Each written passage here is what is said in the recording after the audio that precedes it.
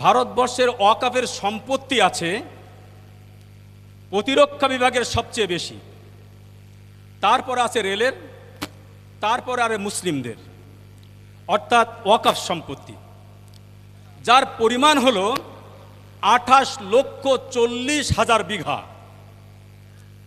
28,40,000 বিঘার সম্পত্তির তিনি তথ্য দিচ্ছেন যে সেই সময়ে বাজার দরে যদি সঠিকভাবে ভাড়া আদায় করা হতো তাহলে আয় হওয়ার কথা 12,000 কোটি টাকা। 12,000 কোটি টাকা। ওই বছরেই ইনকাম হয়েছে মাত্র 163 কোটি টাকা।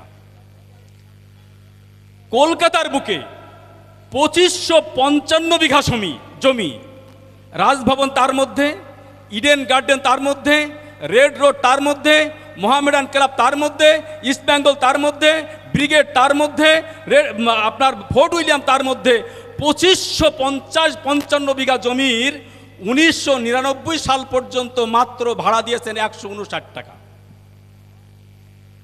মাত্র। মুসলমানরা আন্দোলন করতে যায়নি, মুসলমানরা ভাবেনি, ভাবার প্রয়োজন তারা মনে করেনি। কিন্তু দুঃখের বিষয়, বড় পরিতাপের বিষয়, ভারতবর্ষে যখন 1992 সালে দাঙ্গা হয়, ঠিক ওই বছরে সুপ্রিম কোর্ট একটা রায় দেন। সেই রায়তে বলা হয় ভারতবর্ষের 1947 সালের আগে যে যে ধর্মস্থান যে অবস্থাতে আছে সেটা অবিকল অবস্থাতে থাকবে। আমরা দেখেছি 1992 সালের মসজিদ ভাঙা হলো, সেই মসজিদের রায় যখন দেওয়া হচ্ছে, গোটা পৃথিবীর মানুষ, ভারতবর্ষের আপামর জনসাধারণ অপলক নয়নে দাঁড়িয়ে তাকিয়েছিল সুপ্রিম কোর্ট কি রায়টা দেন। আমরা দেখেছিলাম সেদিন রায়টা যখন পড়ছে, আমি নিজেও ভাবছিলাম সব তো মুসলমানদের পক্ষে রায় চলে যাচ্ছে, কি দেবেন রায়টা। তিনি বললেন বিবেকের রায় দিচ্ছি, আইনের রায় দিতে পারছি না। বিনিময়ে তিনি পেলেন কত বড় পদ। সুপ্রিম কোর্টের রায় থাকা সত্ত্বেও আজকের আপনারা দেখছেন জ্ঞানবাবী মসজিদ নিয়ে মামলা ঝামেলা করছে না, মামলা গ্রহণ করেছে না করেনি। আজকের আমরা যদি দেখতে চাই, সুপ্রিম কোর্টের বিচারপতিরও অনেকের কিনে নিয়েছেন তারা। আজকের আমরা দেখতে পাচ্ছি বিচারপতিদের প্রভাবিত করছেন তারা।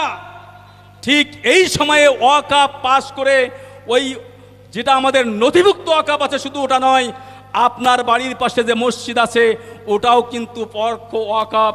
আপনি যে কবরস্থানে শায়িত হবেন ওটাও ওয়াকফ, আপনি যে মাদ্রাসা করেছেন ওটাও ওয়াকফ। এ সব কিন্তু পরোক্ষ ওয়াকফের সম্পত্তি।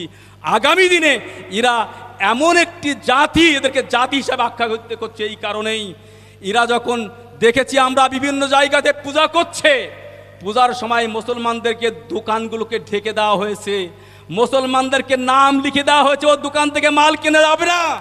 আর সেই অপদার্থ সরকার তারা থেকে আইন করছে মুসলমানদের সম্পদকে কুক্ষিগত করার জন্য।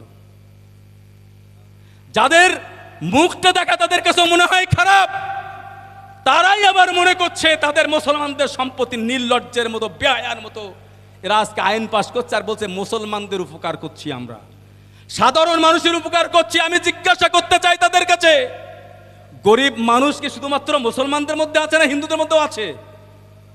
হিন্দুদের মধ্যেও আছে। হিন্দুদের মধ্যে আজকে আমরা জানি, আমি নিজেও গিয়েছি কয়েকটা মন্দিরে, লক্ষ কোটি কোটি টাকা তারা স্বর্ণ মন্দির পর্যন্ত করে রেখেছে। আপনি যদি হিন্দুদের এত দরদি হয়ে থাকেন তাহলে হিন্দুদের ওই ট্রাস্ট থেকে অর্থ নিয়ে আজকে হিন্দুদের উপকারটা করেন না কেন? সে উপকার করার ইচ্ছা আপনাদেরকে নেই। আপনাদের একটাই মাত্র কাজ, মুসলমানদেরকে কিভাবে বিব্রত করে রাখা যায়। তাই আপনাদের কাছে বিশেষ কিছু কথা নাই। বিশেষ করে আপনারা জানেন, শুনছিলেন ওয়াকফ বিষয় নিয়ে, সংবিধান বাঁচানোর বিষয় নিয়ে। আগামী 26 তারিখ আমি আপনাদের ভূমিপুত্র, এই ব্লকেই আমার জন্ম। আপনাদের কাছে আমাদের দাবি, আগামী ব্রিগেড সমাবেশ, ব্রিগেডের ইতিহাসের সবচেয়ে বড় সমাবেশ হতে চলেছে ইনশাআল্লাহ। ব্রিগেডের ইতিহাসে সবচেয়ে বড় সমাবেশ হবে। যে কমিটি তৈরি হয়েছে ল বোর্ড কর্তৃক, সেই কমিটিরও আমি একজন সদস্য 8-10 জনের মধ্যে। আমি আপনাদেরকে ভূমিপুত্র হিসাবে করজোড়ে অনুরোধ রাখবো, প্রত্যেকটা বাড়ি থেকেই যেন এই ব্রিগেড সমাবেশে আপনারা উপস্থিত হবেন। আমরা জানি এক শ্রেণীর মানুষের প্রতিবন্ধকতা সৃষ্টি করছে, আমি আপনাদেরকে তাদেরকে চিহ্নিত করার জন্য আবেদন রাখবো। তারা মুসলিমের এই চরম বিপদের সময় যদি তারা না পাশে দাঁড়িয়ে রাজনৈতিক স্বার্থে যদি ভেবে থাকেন, তাদেরকে ছুরি ফেলে দেওয়ার জন্য আমি আপনাদের উদাত্ত আহ্বান জানাচ্ছি। আপনাদের কাছে অনুরোধ রাখবো, যে বা যারা যদি এই ওয়াকফের 26 তারিখের সম্মেলনকে বিরোধিতা করবে, তাদেরকে ছুরি ফেলে দিয়ে প্রত্যেকটা বাড়ি থেকে আগামী ব্রিগেড সমাবেশকে আপনাদেরকে সাফল্যমণ্ডিত করতে হবে। আমরা আল্লাহর কাছে দোয়া করি, হে আল্লাহ, তুমি আমাদেরকে সার্বিক সফলতা তুমি দান করো।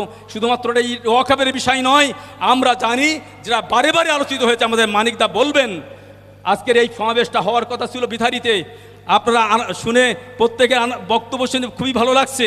এই সমাবেশটা করার কথা ছিল ওখানেই, তরিকুল ভাইয়ের, আমাদের আহসান ভাইদের অনুরোধ আমরা এখানে করলাম। আলহামদুলিল্লাহ খুবই ভালো আলোচনা হচ্ছে। মানিকদার কাছে অত্যন্ত তথ্যবহুল এবং গুরুত্বপূর্ণ আলোচনা শুনবেন আমাদের দায়িত্ব কর্তব্য সম্পর্কে।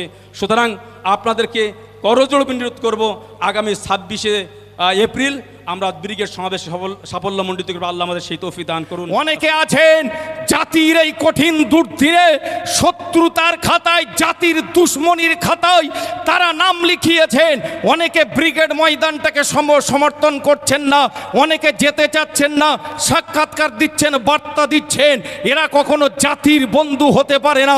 এদের থেকে আমাদের সাবধান থাকতে হবে, এদের থেকে দূরে সরে থাকতে হবে। এই সমস্ত সাম্প্রদায়িকতার বন্ধু যারা, আরএসএস বিজেপির দালাল হয়ে যারা জাতির ক্ষতি করতে চাচ্ছে, এদের থেকে আমাদের সাবধান থাকতে হবে। আজকের আমাদের মরার পরে কবরের জায়গাটুকু কেড়ে নিতে চাচ্ছে। আপনি যদি আন্দোলন না করেন, ব্যবসা নিয়ে পড়ে থাকেন, চাকরি নিয়ে পড়ে থাকেন, বিজনেস নিয়ে পড়ে থাকেন, আপনার কাজ নিয়ে পড়ে থাকেন, আগামী দিনে কবরের জায়গা পাবেন না। শ্মশানে যাওয়ার জন্য রেডি হয়ে থাকুন। সুতরাং সাবধান হয়ে যান, ফিরে আসুন, সচেতন হন। আসুন আমরা সামনে আন্দোলনে ঝাঁপিয়ে পড়ি। এখন মাইক্রোফোনে আসছেন আমাদের সকলের প্রিয়, আমরা বলছিলাম সাগর সাচা মানিক আমরা তুলে এনেছি, যার বক্তব্য আমরা শুনেছি। ও হুজুর আসছেন, মাননীয় পীরজাদা শরফুল আমিন সাহেব হুজুর, পিছন থেকে আনেন, ওই ধার দিয়ে আনেন, বসিরহাট মাওলানাবাগ দরবার শরীফ থেকে হুজুর এখান থেকে ঢোকার সুযোগ পাননি। হুজুর এখনই আসছেন। হ্যাঁ, অনেক তালিকা দিচ্ছেন, কটা বলবো? চিতুড়ি, নবাদকাটি, চিতুড়ি, চিতুড়ি পূর্ব, বড় বাঁকড়া পড়েছি, অনেক জায়গা আপনারা সবাই দিয়েছেন আলহামদুলিল্লাহ। হ্যাঁ, নিত্যানন্দ কাটি, ঠিক আছে। কেউ কারো ভলেন্টিয়ার্স কোথায়? হ্যাঁ, ও আচ্ছা আচ্ছা, ব্রিগেডের জন্য ভালো কথা, একটা খিদমত দিতে হবে। স্বরূপনগরের ইতিহাস আজকের তৈরি হয়েছে, ব্রিগেডেও স্বরূপনগরের মানুষের অবদান রাখতে হবে। ব্রিগেড ময়দানে কিছু স্বেচ্ছাসেবী দরকার, কিছু ভলেন্টিয়ার সেখানে আগাম যেয়ে এই দায়িত্ব পালন করতে হবে। ব্রিগেড ময়দানে ভোরবেলা ফজরে, প্রয়োজনে তার আগের রাতে আমাদেরকে যেতে হবে। আপনার আগের রাতে যেতে হবে। ইয়াং যারা আছেন, বয়স্ক মানুষের দরকার নেই, আমাদের যুব সম্প্রদায় যারা আছেন, জাতি ধর্ম বর্ণ দলমত নির্বিশেষে ব্রিগেড ময়দানের আপনার ভলেন্টিয়ার্স হিসাবে, স্বেচ্ছাসেবী হিসাবে যারা কাজ করবেন, আমাদের মাননীয় আলমগীর ভাইয়ের সঙ্গে যোগাযোগ করবেন এবং আপনারা নাম লেখাবেন। কারা যেতে রাজি একটু হাত তুলবেন, 2-1 জন একটু হাত ওঠাবেন। আমরা অনেক আলমগীর ভাই, হাতগুলো দেখে রাখুন, হাতগুলোর দিকে দেখে রাখুন। আপনারা স্টেজে এসে লাস্টে অনুষ্ঠানের শেষে শরফুল আমিন সাহেব হুজুর, পীরজাদা হুজুর দোয়া করার পরে আপনারা এখানে এসে আমাদের নামগুলো লিখিয়ে দিয়ে যাবেন। যারা ব্রিগেড প্যারেড ময়দানে স্বেচ্ছাসেবীর দায়িত্ব, ভলেন্টিয়ার্সের দায়িত্ব পালন করবেন, দয়া করে এখানে এসে নামগুলো লিখে যাবেন। সময় খুব শর্ট, আমরা আর ঘোষণা দিতে পারছি না। বলেন। রাইট, মোহাম্মদ আলী ভাই একটা সুপরামর্শ দিয়েছেন। যারা ব্রিগেড প্যারেড ময়দানে যারা স্বেচ্ছাসেবী হবেন, ভলেন্টিয়ার্সের দায়িত্ব পালন করবেন, আমাদের স্বরূপনগর ব্লকের 10টি পঞ্চায়েতের 10 জন ইমাম প্রতিনিধি আছেন। আপনার অঞ্চলের ইমাম প্রতিনিধি যিনি দায়িত্বশীল যিনি আছেন, তার কাছে আপনারা নামগুলো লেখাবেন। আমরা ওখান থেকে কালেক্ট করে নিয়ে আমাদের আলমগীর ভাইয়ের কাছে, রাজ্য নেতৃত্বের কাছে পৌঁছে দেব এবং ব্রিগেড প্যারেড ময়দানে আপনাদের জন্য একটা ইতিহাস হয়ে থাকবে।